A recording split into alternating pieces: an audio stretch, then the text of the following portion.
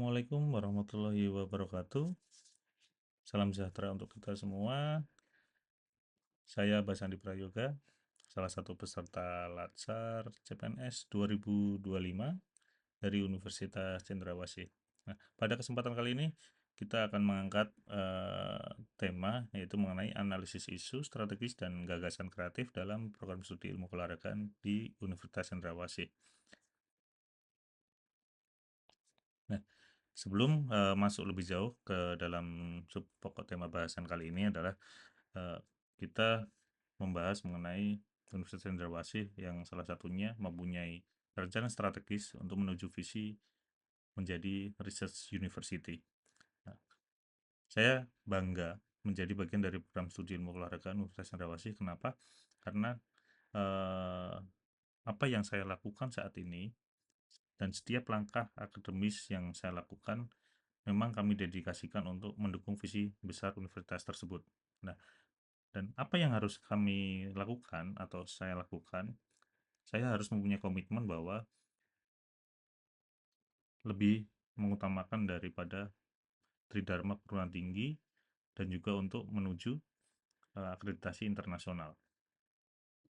Oke, untuk menjawab itu semua, ada beberapa pilar tanggung jawab sebagai seorang dosen yang mungkin kita sering sebut adalah sebagai beban kinerja dosen atau BKD. Jadi di dalamnya ada yang namanya pengajaran, penelitian, dan pengabdian. Nah, kita tahu bahwa pengajaran merupakan transfer ilmu efektif di kelas dan di lapangan. Untuk penelitian sendiri adalah pengembangan sains keolahragaan dan publikasi, karena basicnya saya adalah di program studi ilmu keolahragaan. Dan untuk di pengabdian, saya harus mempunyai kontribusi yang nyata bagi masyarakat. Nah, kita lanjutkan di uh, tema atau inti dari pokok bahasan kali ini adalah mengenai isu strategis yang akan kita gunakan adalah dengan analisis metode APKL. Nah, ada 3 isu yang saya angkat pada kesempatan kali ini. Untuk yang pertama adalah isu pertama adalah pembelajaran praktik. Jadi di program studi kami memang belum seragamnya perencanaan pembelajaran mata kuliah praktik, terutama di mata kuliah atletik. Untuk isu yang kedua, mengenai publikasi ilmiah. Masih minimnya publikasi artikel ilmiah pada jurnal internasional. Untuk isu yang ketiga adalah mengenai prestasi mahasiswa. Jadi masih minimnya prestasi mahasiswa tingkat nasional pada bidang akademik. Itulah 3 isu yang akan kita bahas pada kesempatan kali ini. Kita masuk ke isu yang pertama. Jadi ada yang namanya kesenjangan sumber belajar. Jadi hanya sekitar 35,21% mata kuliah yang memiliki modul ajar. Jadi dari total 71 mata kuliah, sebagian besar memang belum memiliki panduan yang standar atau modul ajar. Jadi pada akhirnya mata kuliah praktik vital seperti atletik, jadi mata kuliah yang kebetulan saya ampu sedikit terhambat. Kenapa? Karena minimnya modul menyebabkan perencanaan pembelajaran tidak seragam antar dosen, karena kita mengajar biasanya kan tim teaching atau dengan dosen yang lainnya. Kemudian isu yang kedua yang diambil adalah mengenai tantangan publikasi global atau publikasi internasional. Karena kalau melihat dari data yang saya dapatkan adalah bahwa hanya sekitar 23% yang terpublikasi di jurnal internasional dari total 571 publikasi. Kenapa demikian? Karena memang publikasi internasional ini memang susah. Kenapa kita bilang susah? Karena yang pertama adalah proses review yang panjang dan ketat. Kemudian pasti ada kendala teknis pengajuan karena tingkat reject-nya ini sangat tinggi.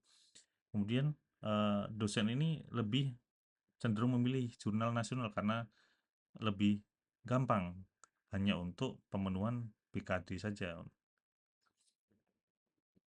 Kemudian isu yang ketiga, adanya ketimpangan prestasi nasional dari non-akademik dan juga akademik.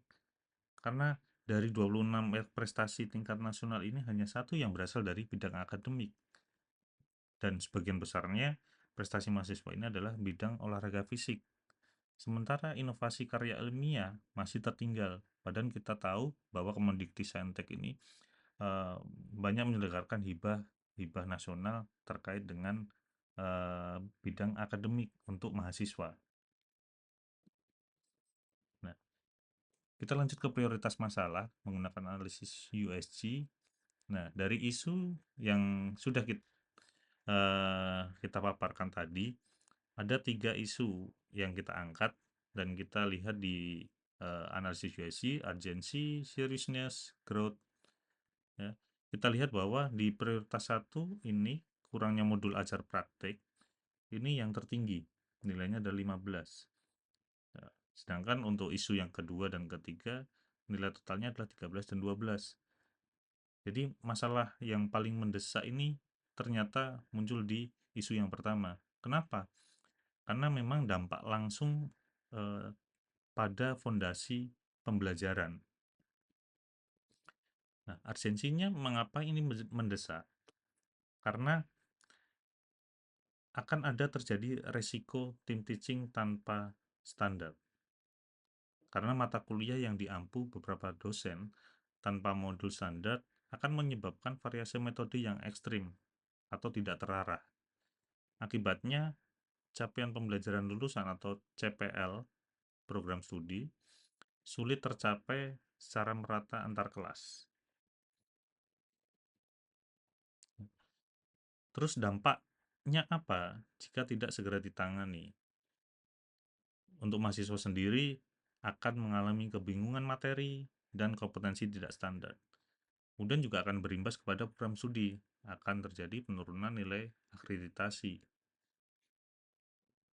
Kemudian untuk institusi juga akan mengalami gagal mencapai IKU atau indikator kinerja utama 7, yaitu merupakan pembelajaran partisipatif. Kita akan mengurai akar masalahnya menggunakan analisis Fishbone. Dari SDM, memang terjadi gap teknologi antar dosen. Jadi masing-masing dosen mempunyai pemahaman terkait teknologi sendiri-sendiri. Kemudian di perencanaan tidak adanya modul standar. Kemudian di metode masih menggunakan dominasi ceramah dan masih kurang integratif.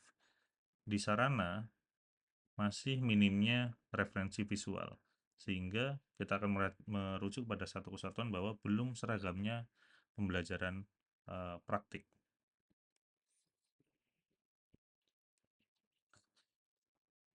Kita tahu bahwa olahraga adalah mengenai visual dan kinestetik.